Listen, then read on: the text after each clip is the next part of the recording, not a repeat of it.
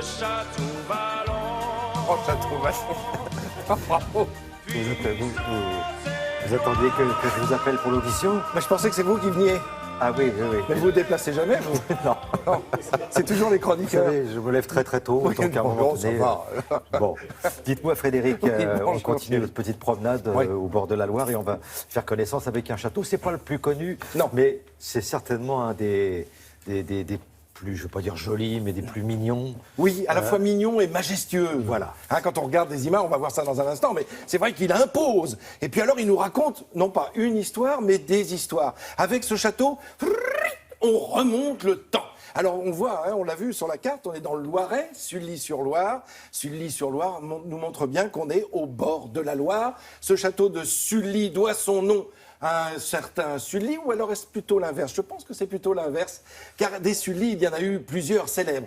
Il y a eu Maurice de Sully, qui a été évêque de Paris, c'est lui qui a fait construire la cathédrale Notre-Dame. Donc un personnage emblématique qui est né à Sully-sur-Loire. Mais celui qui nous intéresse pour ce château s'appelle Maximilien de Sully. Alors lui, c'est le copain d'enfance d'Henri IV. Oui, ils sont tellement copains que Henri IV va lui confier presque tous les pouvoirs. Il va pratiquement devenir son premier ministre.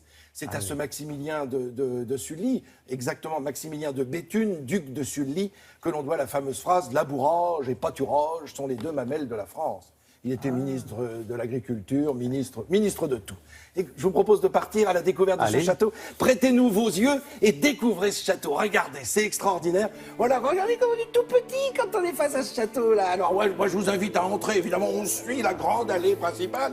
Et oui, parce que le parc a été revu, corrigé par Maximilien de Sully. Et d'ailleurs, il va être très bientôt rénové dans les mois et les années qui viennent. Regardez, les douves sont en eau. Il y a à la fois un château de plaisance et puis lié à un donjon, parce qu'on voit ces grosses tours sont bien là pour défendre le lieu. C'était bien cela, et on le découvrira à l'intérieur de ce château. Alors, voilà ce Maximilien de Sully. À l'intérieur du château, il y a un tableau qui nous montre, regardez-le, il est enfant encore, et c'est au moment de la Saint-Barthélemy. On veut se saisir de lui. Es-tu catholique ou es-tu protestant? Et lui, il a un missel sous le bras, évidemment, c'est une façon de dire « je suis catholique, donc il ne sera pas assassiné. » Et pourtant, il est protestant. Le voilà de plein pied, si j'ose dire, sculpté dans son propre château, avec dans sa main droite, il a son bâton de maréchal, et puis c'est ce visage de grand barbu, on dirait Zeus un petit peu, qui a été représenté. Là, on est dans la grande salle du haut. Alors avec cette cheminée énorme, c'est là qu'on vient se réchauffer, et puis sur le tablier, sur le corps de cette cheminée, on voit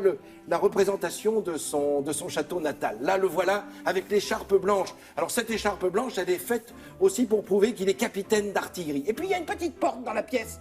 On va pénétrer, et là on voit une table de changeur. Regardez, regardez ce tiroir qui se trouve tout en dessous. On y glisse un billet. On pousse le tiroir au maximum. La personne qui se trouve de l'autre côté récupère le billet. C'est ce qu'on appelle un dessous de table. Alors on découvre ça évidemment dans ce château de Sully, le voilà encore, toujours avec cette écharpe blanche qui montre qu'il est capitaine d'artillerie. Voilà ce qu'on appelle la chambre du roi, car dans les grands châteaux, il y avait toujours une chambre qui était destinée à recevoir le souverain s'il venait à passer par là. Et là, c'est Louis XIV qui est venu à un moment délicat d'ailleurs de l'histoire de France. La Fronde. Oui, pendant la Fronde, vous avez raison de le rappeler. Alors, il était jeune, mais évidemment, les grands du royaume souhaitaient prendre le pouvoir à sa place. Alors voilà, on ressort du château pour reprendre un petit bol d'air, et puis nous voilà encore à nouveau à l'intérieur. Quand on voit cette charpente, 18 mètres de hauteur, c'est-à-dire plus haut que le reste du château qui mesure 35 mètres en tout et pour tout. Donc c'est vous dire la taille de cette charpente. Et puis voilà une salle à manger. Là on est au 19e siècle et c'est avec la volonté de racheter des meubles, de remeubler ce château que les dirigeants du château mènent une vraie politique de restauration avec aussi le mobilier national. Et puis on voit, voilà, et là il y a encore le duc de Sully avec ce tombeau, cette copie du tombeau de Sully avec son épouse, sa deuxième épouse à côté de lui. Bref, ce château est à découvrir à tout prix. Prenez de la hauteur pour le voir, mais surtout regardez bien, et grâce à ce drone que nous avons emporté, et grâce à la réalisation de Jean-Philippe Houdin, regardez comme on a l'air si petit, mais oui, la pierre est là pour marquer le temps, et l'homme cherche son chemin pour mener jusqu'à la pierre. C'est cela, cette image finale de ce château de Sully-sur-Loire, à visiter à tout prix, à n'importe quel prix, il faut y aller. C'est fini, on m'a dit que c'était fini. C'est parfait. Et vous êtes rentré à pied, en plus. Ah ben oui, oui. Ben formidable. oui. Merci Jean-Philippe. Extraordinaire. Merci Frédéric. Voilà Merci. le château de Sully-sur-Loire, à voir absolument.